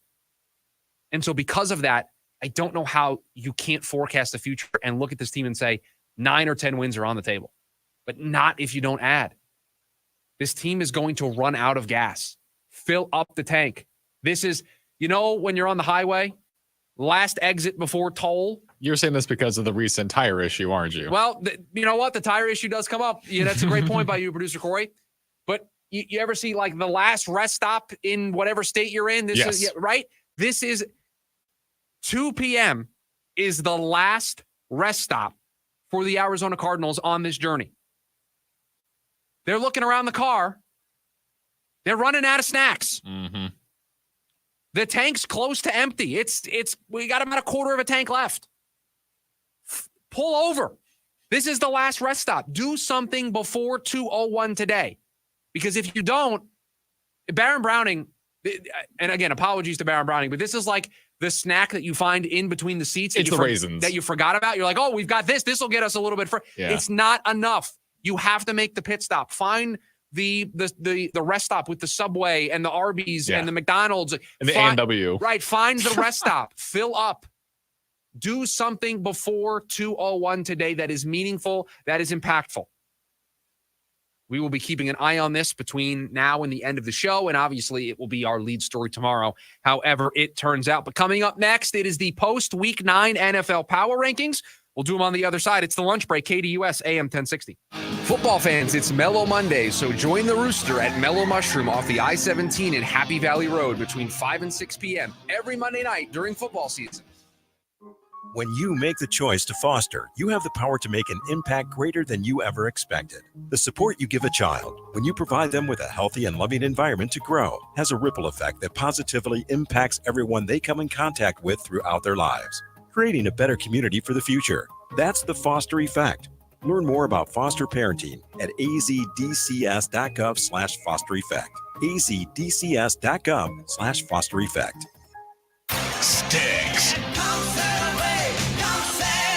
The Hits, live at Celebrity Theater. 2 shows, February 26th and 27th. Tickets on sale now at celebritytheater.com. A trip through all their best. Don't miss Sticks Live. Produced by Danny Zalisco Presents. This holiday season, the Arizona Lottery is celebrating the little things with holiday scratchers like joy, happiness, giving, and a dash of fun. With the chance to win up to $500,000 and an all-expense-paid trip to Hawaii with the Hawaiian Holiday Giveaway. Give the gift of joy with Arizona Lottery's Holiday Scratchers. Visit ArizonaLottery.com to find a retailer near you. Everyday community, supporting, giving. Every day at APS, we support Arizona community organizations and our customers, giving back to help Arizona teachers, nonprofits, and families, volunteering to support and strengthen neighborhoods, working with local partners to provide customers with crisis assistance and other services when they need it most. To help your community or find assistance for yourself or someone you know, visit aps.com/brighter. This ad is funded by Pinnacle West shareholders. I'm Dan Patrick, and this is Above the Noise. The Chiefs look like the best team in football, but despite the team's undefeated record, many continue to question the Chiefs' offensive firepower. At 35, relying solely on Travis Kelce could be a scary proposition. But if we learned anything from last year's playoffs and last night, the 4-time All-Pro and future Hall of Famers is always there when you need him. 2023 was the most significant example of that. He failed to record a 1,000-yard season for the first time in 7 years. Things were a different story with the season on the line in the playoffs. He averaged 8 catches for just under 90 yards, scored 3 touchdowns in 4 games, en route to a 3rd Super Bowl. Those aren't the numbers we should expect from Kelce on a weekly basis, but as we saw last night, when the team needs him the most, he's still impactful. And with an elite coach, great quarterback, and a defense that's already in place, until further notice, the Chiefs are still the best team in football. I'm Dan Patrick, and this is Above the Noise. If you're ever worried about the safety of your home and your family, there's no better time to act than right now. Get 60% off a new Simply Safe security system. Old school alarm systems only kick in once somebody is already inside your home. Simply Safe stops crime in real time. They have something called Active Guard Outdoor Protection. To get 60% off any new system with a select professional monitoring plan, go to simplysafedan.com. That's simplysafedan.com. There's no safe like Simply Safe. Hey, are you a whiskey lover? If so, you have to try the new Keeper's Heart whiskey.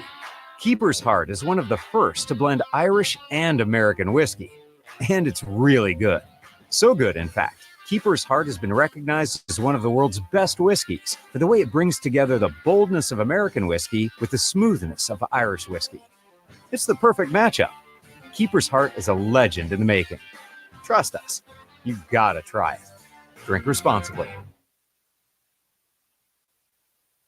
I'll turn those picks into gold. Wall-to-wall NFL coverage and the biggest stories coming to you from 3 to 5 p.m. The Rich Eisen Show here on KDUS AM 1060 and KDUS1060.com.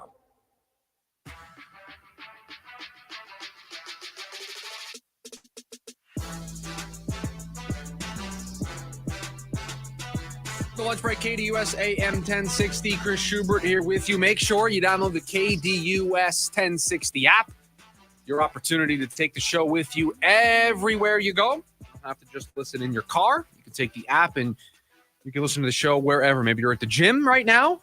Maybe you're on your lunch break and you aren't in your car, but you still want to join the program. You can do so by listening to the app. You also have an opportunity to win prizes on the app. Shout out to Bryce in Phoenix, who last week won a $100 gift card to Von Hansen's. Now don't worry. If you didn't win last week, you're going to have another opportunity this week. I believe we're drawing again on Friday. So do yourself a favor. Download the app, register, sign up, listen on the app, and enter for your chance to win that $100 gift card to Von Hansen's. We'll be doing those, I believe, the remainder of the year. So get your opportunity to do so. And be sure you log in, by the way. Yes, register, log in, listen to the show there. I think you've listened for 2 hours. You are entered to win. So sign up, register, be logged in, listen to the show there. If you're already listening to the show, now you have an opportunity to win something while you listen to the show. Just do it on the app. So download the app today, and you have an opportunity to enter to win that. So shout out to Bryce in Phoenix for winning last week.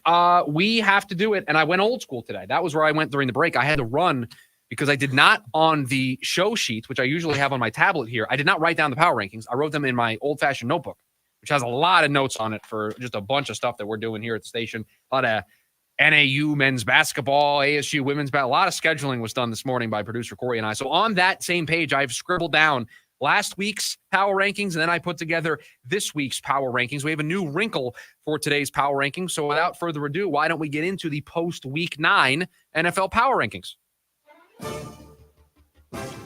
And if we're going to do this, let's start with 3 teams that just missed.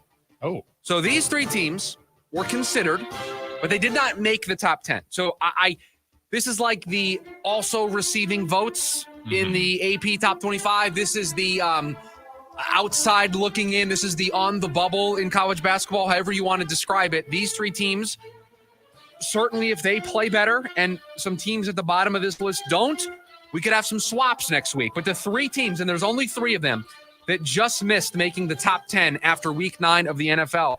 The Houston Texans, this is a team that was 3rd last week. You lose to the Jets on the road, you're out of the top 10 completely. Yeah, you're just gone. And I'm not impressed by you. You're out entirely. I think that says more about I ranked them too high last week by putting them 3.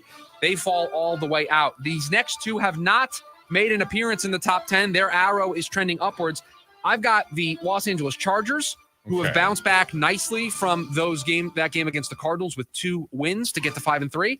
And speaking of those Cardinals, I have the Cardinals just on the outside looking in. So you're 3 in no particular order on the outside looking in of the top 10. The Houston Texans, the Los Angeles Chargers, the Arizona Cardinals. 3 teams that I considered, but just could not sneak into the top 10. So without further ado, my top 10 teams in the NFL after week 9 of the season. And we start with number 10.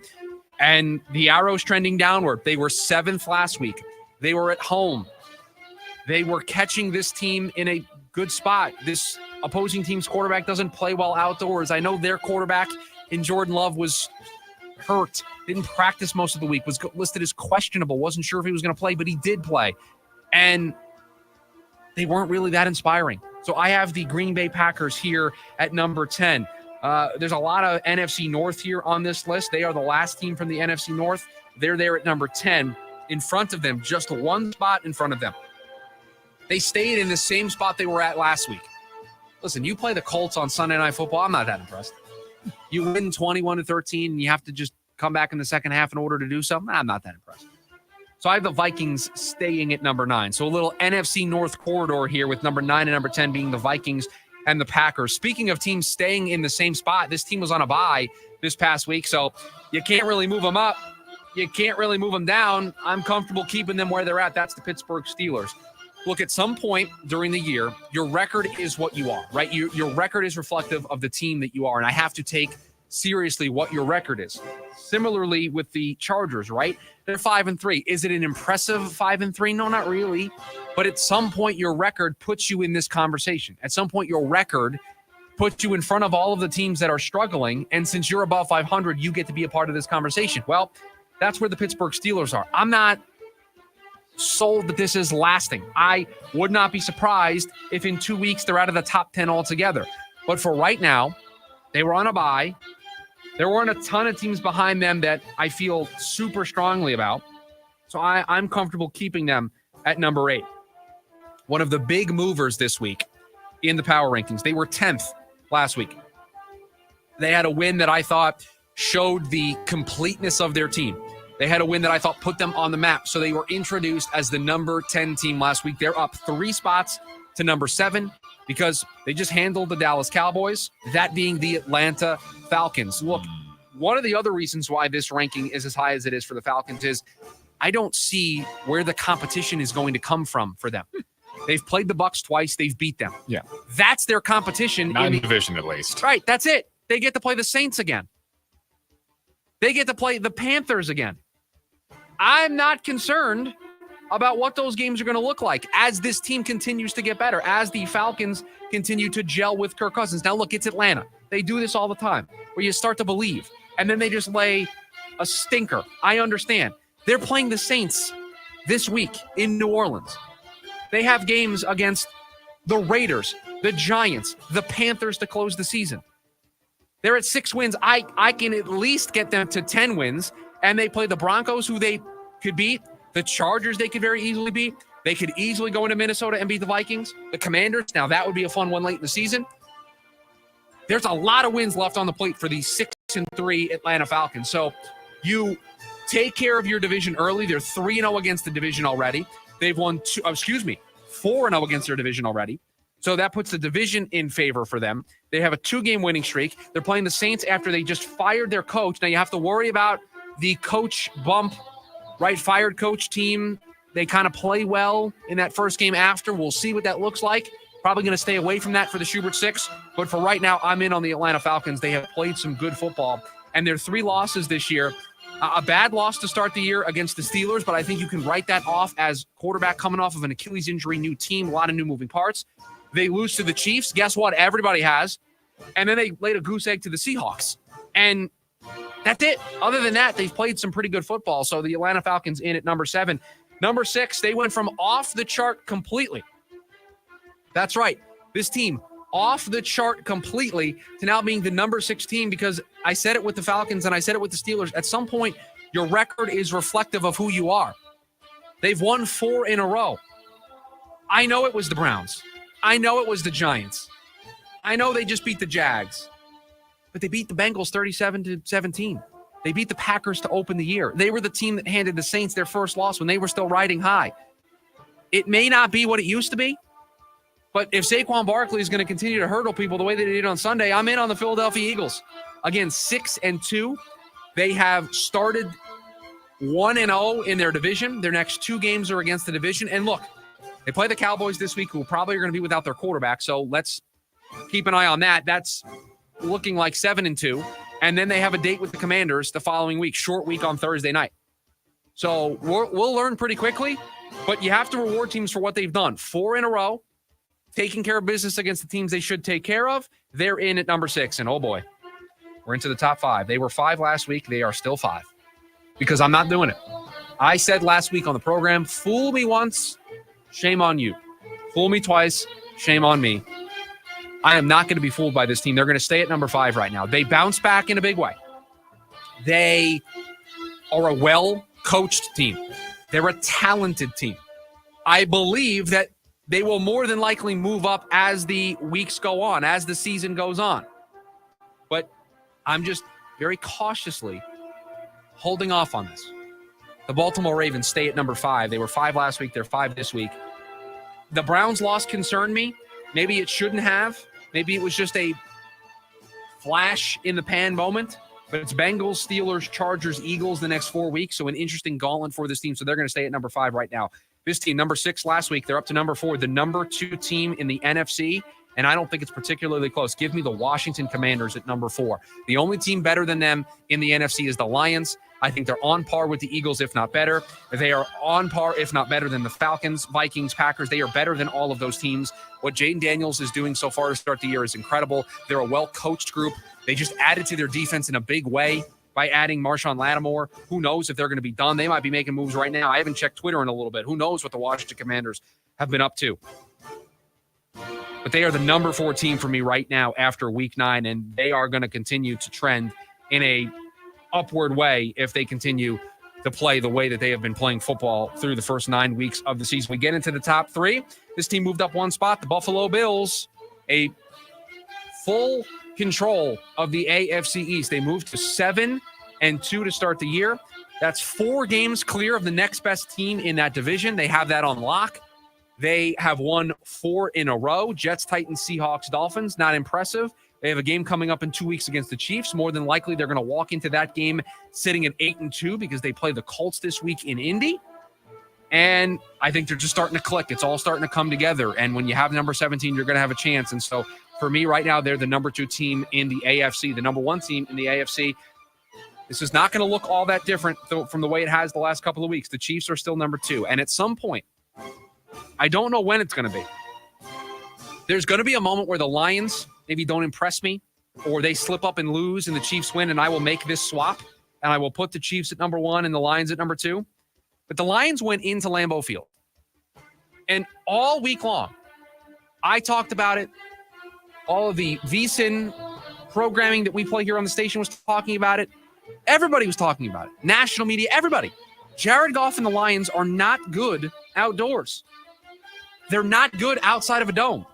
And yet with that in mind, and it's not like he played the best game, but they went in there and they were winning 24-6 going into the fourth quarter.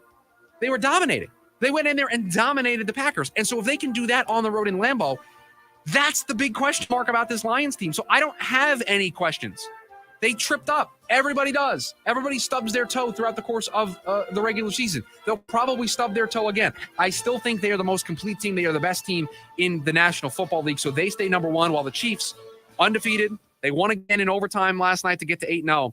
They stay at number 2. And the door might open at some point. The door might open for the Chiefs to overtake the Lions.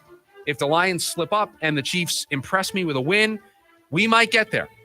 But I look at the schedule. They play the Broncos this week, so maybe they win to get to 9-0. And the Lions, they play the Texans. Maybe they trip up and they fall to 7-2 and I make the change. But I don't know. I'm very comfortable with where we sit after week 9, that the Lions remain the best team in the NFL. So if you're just joining us here at the end of the segment, after week 9 of the NFL, here are the top 10 teams, at least in my mind. So far, the Packers at 10, Vikings at 9, Steelers at 8, Falcons at 7, Eagles at 6, the Ravens at 5, your top 4, the Commanders, Bills, Chiefs, and Lions. Lions and Commanders, I think, are very easily the top 2 teams in the NFC so far.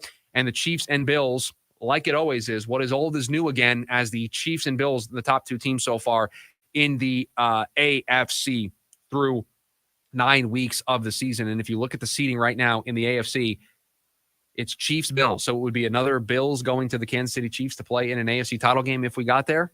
Again, what's old is new again in the AFC. And then in the NFC side of things, it would be Washington going to Lions. So my top 4 teams in the NFL through the first 9 weeks of the season are the top 2 seeds in each conference so far.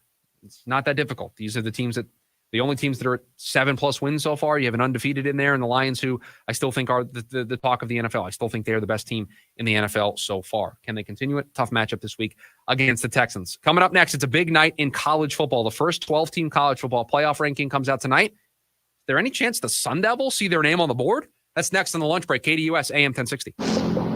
Check out the Doug Gottlieb Show, Monday through Friday, 1 to 3 p.m., right here on KDUS AM 1060.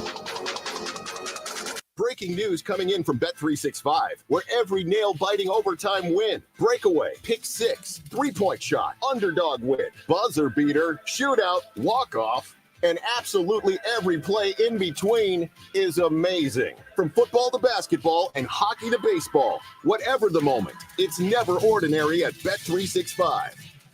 Gambling problem? Call 1-800-NEXT-STEP. 21 plus only. Must be physically located in Arizona. Looking to sell your home?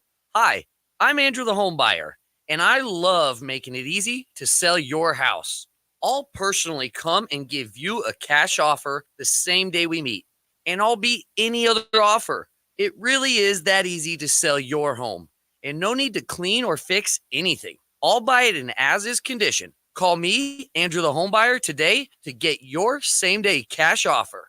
Visit AndrewTheHomebuyer.com. I'm John Morgan of Morgan & Morgan. For over 35 years, we've grown by offering our clients more offices, more lawyers, and recovering more than $20 billion. Injured? The choice is easy. Morgan & Morgan. Visit forthepeople.com for an office near you. Are you passionate about preserving Arizona's most precious resource? Dive into a rewarding career in water resources technology at Gateway Community College. With hands-on training, expert faculty, and state-of-the-art facilities, receive the education you'll need to start making waves in your new high-demand career in water resources or wastewater treatment. Enroll now and make a splash with Gateway's Water Resources Technology program. Visit gatewaycc.edu/water. That's gatewaycc.edu/water to get started. At Affordable Dentures and Implants, their Snap Secure dental implants will let you eat and speak with confidence at a price that's affordable. So if you think you can't afford dental implants, think again. Their 6 practices in the Phoenix area are open to serve you. Schedule a free new smile consultation by calling 1-800-DENTURE or visit AffordableDentures.com. That's 1-800-DENTURE or visit AffordableDentures.com to find the practice near you. Schedule your new smile consultation today. Services provided by an Arizona licensed general dentist. Affordable Dentures and Implants. Go ahead and smile. Go ahead and smile. Neon City Festival takes over downtown Las Vegas with art, food, and free performances by Alice in Wonderland, Neon Trees, Russell Dickerson, 7 Lions, and more. November 22nd through the 24th. Visit neoncityfestival.com. Deftones. North American Tour 2025. Live in Phoenix. Footprint Center, March 9th. With special guests, the Mars Volta and Fleshwater. Get tickets now at livenation.com. Presented by the Big Red Radio. Bringing you the latest sports topics weekly right here on KDUS AM 1060 with me, the Doug Gottlieb Show, 1 to 3 p.m.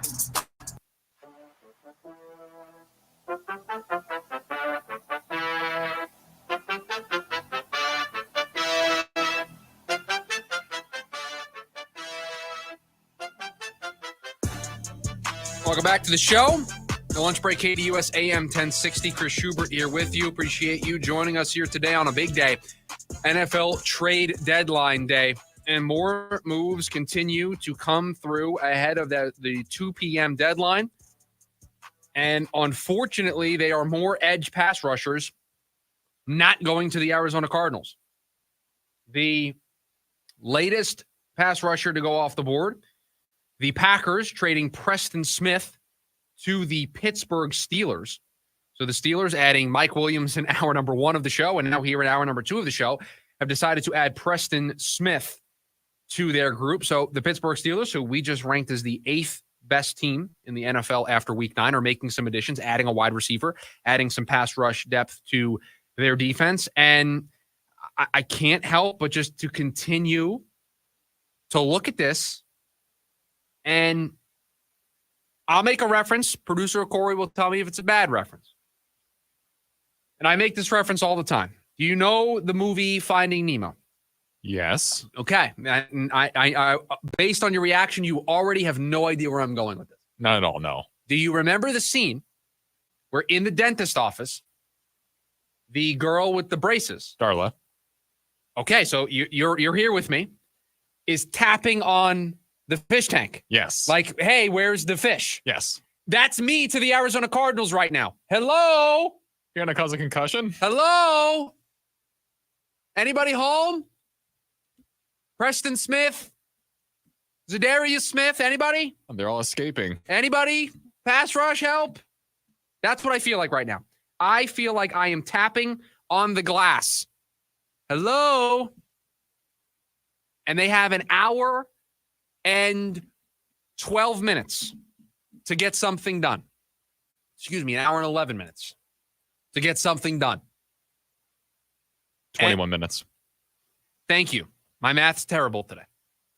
An hour and 21 minutes to get something done. Less than 90 minutes to get something done. And so far, Baron Browning is what they have presented as their trade deadline haul. Are they aware of daylight savings time? You know, it's a great point, Corey. I wonder if in the building they think that well, if that's the case, then they would only have 22 minutes. So I hope that they do because it gives them an extra hour to work. They think they're still on Pacific. Maybe a little extra time to get something done here. Good thing it's daylight savings time for everybody else, so that they get that extra hour. Because so far it's like they forgot when the deadline was. So Preston Smith, we don't have exactly what the return is yet. I will refresh Twitter here as we do the show in real time. But Preston Smith has been added to the Pittsburgh Steelers. We'll wait till see what the return was, and I have a feeling that when I learn what the return is, I'm going to be just as angry as I was initially when I saw the news. Now, again, there's a legitimate case to be made of, hey, we don't want to add a veteran pass rusher. Fine. That's fine. We can do better than Baron Browning. We can add Azeez Ojulari. That's better than Baron Browning. The Giants clearly are not going anywhere. They're clearly interested in moving him. A 4th or a 5th round pick gets it done. Get it done. Now, you can't get too angry right now because the deadline hasn't come and gone. There's still time to make a move. So I will somewhat step off of the soapbox because I am angry. I am disappointed so far in what they've done, but there is still time. They have not missed their chance. There are names coming off the board. Now, these are guys in the bucket of veteran pass rusher. So maybe that's not a bucket that the Cardinals want to play in. Okay, fine. I'll give you that. But you got to give me something in the next hour and 19 minutes to tell me that you're serious about what this team can be this year. So we'll keep an eye on that the remainder of the show, and maybe we'll wrap up the show with it during the leftovers. I do want to get into the college football playoff ranking because tonight, 7 p.m. Eastern, so 5 o'clock for us here. Again, the second most important thing going on today, the first college football playoff ranking. The only voting that matters today. No, I'm just kidding. It was a joke. Please, if you're voting today, please vote. It's very important. The college football playoff will release its first ranking today at 7 p.m. Eastern time. And I saw a story on The Athletic. Austin Mock, which I got to tell you, if that guy's not doing mock drafts in springtime, missed opportunity there.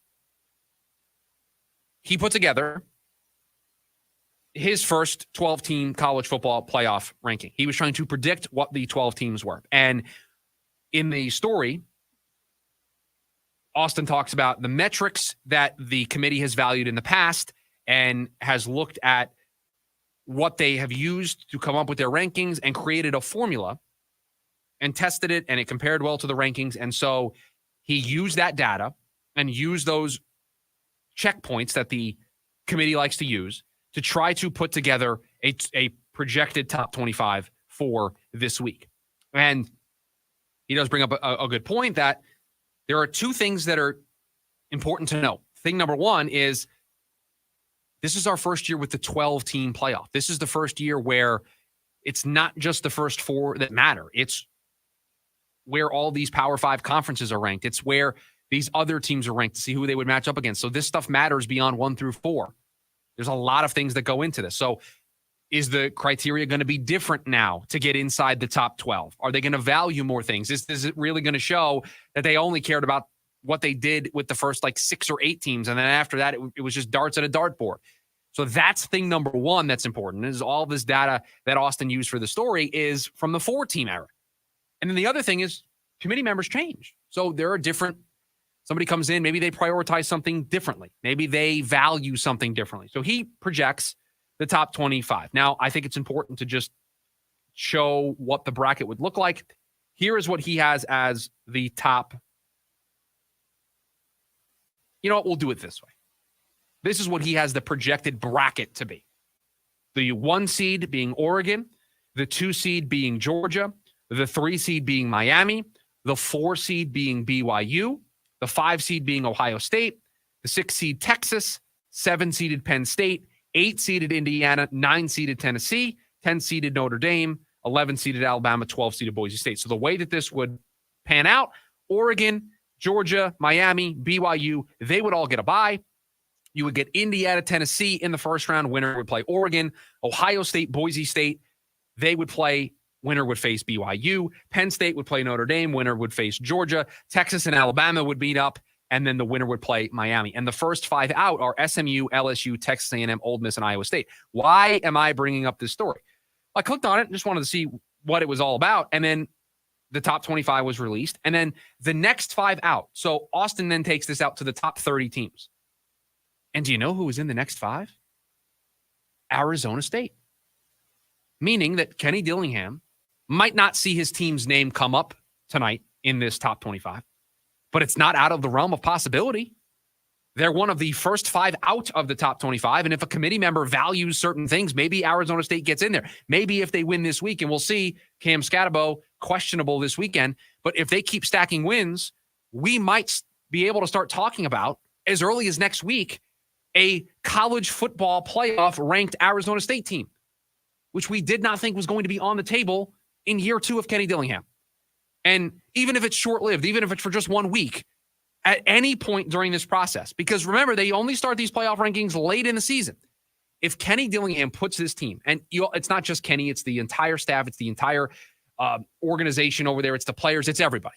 But if this program, at any point during the year, is ranked in the top 25 of the college football playoff, just a round of applause. You tip your cap to the program. What a coup that would be for this team in year 1 of the Big 12, for Kenny in year 2. Would be absolutely fantastic. So that's something to keep an eye on tonight. Didn't think they were going to be right there on the outside looking in potentially with a chance. I mean, they've got a couple of 3-loss teams in Louisville and Vanderbilt in here. ASU, just on a record perspective, has less losses. We'll see if that matters. So we'll keep an eye on that tonight, and maybe we'll have something interesting to talk about tomorrow. We definitely will have something interesting to talk about on the other side, because it is how we wrap up the show each and every day. It is the leftovers. We'll do it next. The lunch break, KDUS AM 1060. Hey, Phoenix, Doug Gottlieb here. I'm bringing the best sports talk weekdays to you, 1 to 3 p.m., right here on KDUS AM 1060. License number 146316. That's right. As long as it's inspected once a year, if you're fired or fails to work as intended, we are responsible. No problem at all. We'll be right out. Jeannie, I want to make a wish. Hey, Tasha, what do you need? I wish that... Wait, still blue? Yes, but still can't do magic since the stupid Genie High Council took it away for not having my lamp inspected. Aw, Jeannie. Can't get an inspector till next month. Next month? How come ASAP is so fast? Because with our annual safety and adjustment programs, our customers have scheduled inspections every year. No rush needed. Shucks, you guys are so good at that. And if any door doesn't work the way it's intended, we are responsible for it. ASAP, commercialdoors.com. Tasha. Yes, Jeannie. What do you need? ASAP should get certified to inspect magical lamps. There are many signs that you may be in financial trouble. Late mortgage payments, paying bills from your retirement account, or paying one credit card with another. If you're experiencing financial hardship, bankruptcy may be right for you. The credit industry wants you to believe that bankruptcy is bad and will destroy your credit forever, but that's just not true. At Lerner Rowe Law Group, we'll take the time to carefully examine your situation and develop a plan that is right for you. Call Lerner Rowe Law Group today for a free consultation. Lerner & Rowe is the way to go. Call 977-1900. Sean Forster, Managing Attorney. The Mitsubishi Year-End Sales Event is going on now at Scottsdale Mitsubishi. Right now, you can receive 0.99% APR for up to 60 months on the 2024 Mitsubishi Outlander and Outlander Plug-in Hybrid. That's right, 0.99% for full 60 months and 90 days no payment. And bring down your trade to receive up to $1,000 trade-in bonus cash on select models. Come see why Scottsdale Mitsubishi is your official inflation-fighting dealership.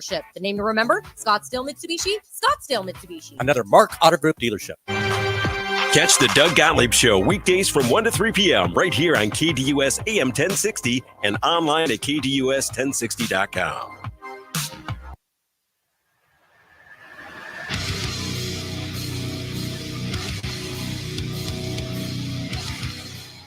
You know, this music is perfect for us to wrap up the show. This has got an angry vibe to it. Sounds like I would be upset about something if I was playing this music. And are you? I am. Oh, what could it be? Because we learned what the trade compensation was for Preston Smith. The Pittsburgh Steelers gave up a 7th round pick for Preston Smith. Is that it? That's it. That's all I got. 7th round pick for Preston Smith. Oh. So the Arizona Cardinals not wanting to, I guess, pony up. See, this is where the conversation about not wanting to trade for a veteran pass rusher falls on deaf ears for me. We can acquire a 7th-round pick for a ham sandwich, okay, in the offseason. We can trade anybody on our roster and get a 7th-round pick. Almost anybody. So if you're worried about a 7th-round draft pick, now maybe the Packers would have asked for more to trade him inside the conference. Maybe. That is the most generous interpretation of this, is that if the Cardinals called up the Packers or talked to the Packers, the price was higher than a 7th. I don't think so, but okay, I'll give you the generous interpretation. 6th-round pick? Again, maybe not a ham sandwich, maybe a turkey sandwich. Yeah. You could trade for a 6th-round pick in the NFL.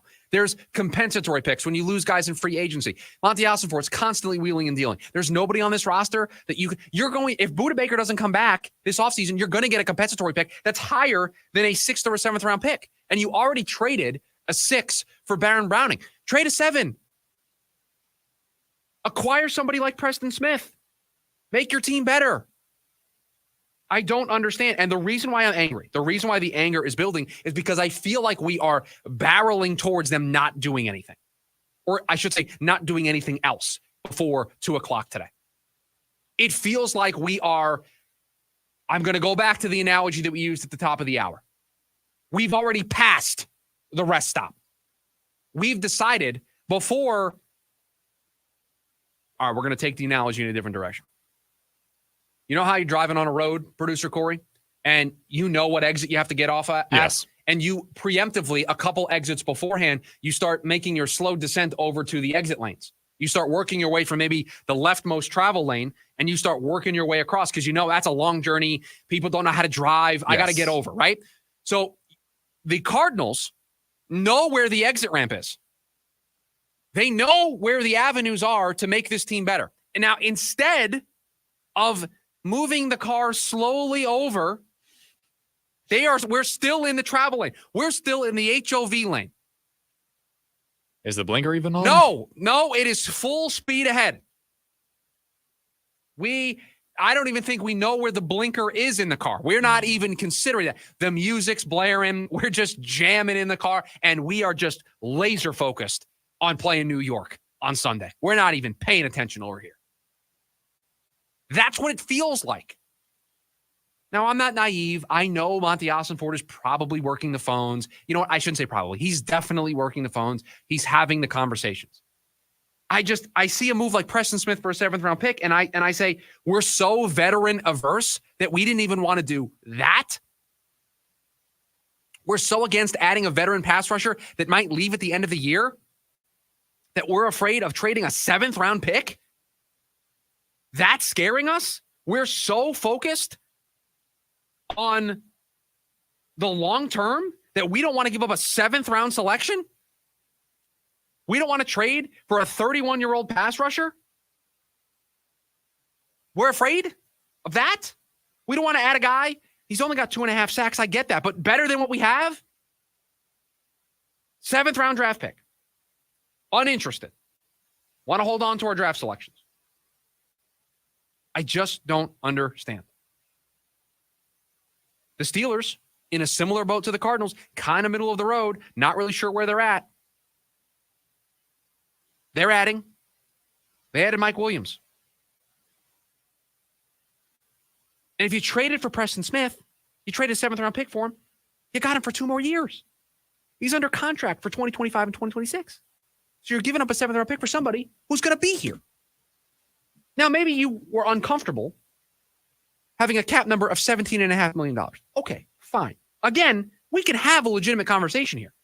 But the more these moves can, if a pass rusher with 2 years left on his deal, and he's only got 2.5 sacks this year, I know, I get it. But better than what you have, had 8 sacks last year, had 8.5 the year before, so it's just off to a slow start this year.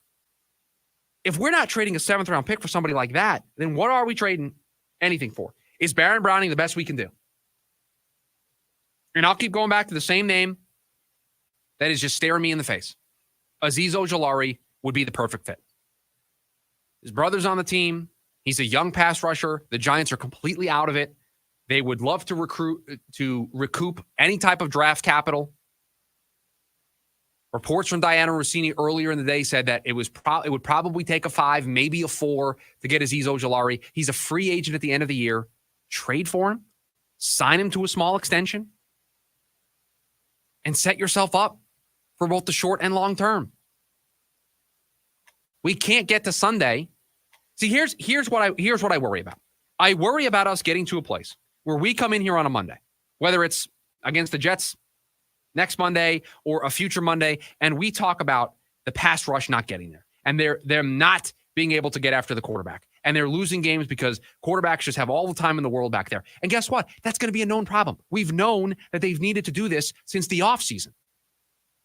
We've known that this is a problem for this team. And don't tell me that Darius Robinson's coming back. Don't tell me that. He's a rookie. I don't know when he's going to see the field. And I also don't think he's going to be able to hit the ground running. So you're going to take some lumps early, at least for 2 weeks or so. So I don't know when he's going to be on the field for these next 8 games. And if he does get on the field starting on Sunday, I'm talking at least 2 or 3 games before we see him at his best. So I'm going to get 5 games of peak performance from a rookie. There are options out there for this team. I know this is supposed to be the leftovers. I'm supposed to get to all the stories we didn't get to. I'm sorry. We're going to have leftovers for the leftovers. Yeah. Time is of the essence. There's going to be more leftovers tomorrow. I apologize. My main leftover story today was Dabo Swinney potentially. Wow, I love this. Where'd you find this? Just all of a sudden. Wow, that's fantastic. I need to have that. We need. You know what? When I'm droning on and on about something, and you want me to move on, that's what you just need to play. Or you just like play me off like they do with the award show. Yeah, pretty much. Just give me the award show music. But yes, time is ticking for this team, for this franchise to do something before 2:00 today. They have an hour and 3 minutes to do something. They have an hour and 3 minutes to invest into the 2024 version of their team. They have an hour and 3 minutes to make an impact trade. And there are players still out there. And so we can stop the clock. We can calm down for a second because there is still time. There is still an hour to do something. There is still a chance that this team gets something done. So we're not going to get that angry to close the show. There is still time. I just worry that we are barreling down towards a point where tomorrow I'm going to come in here and be even more angry. Where the lead story is going to be, well, they didn't do anything. Where do we go from here?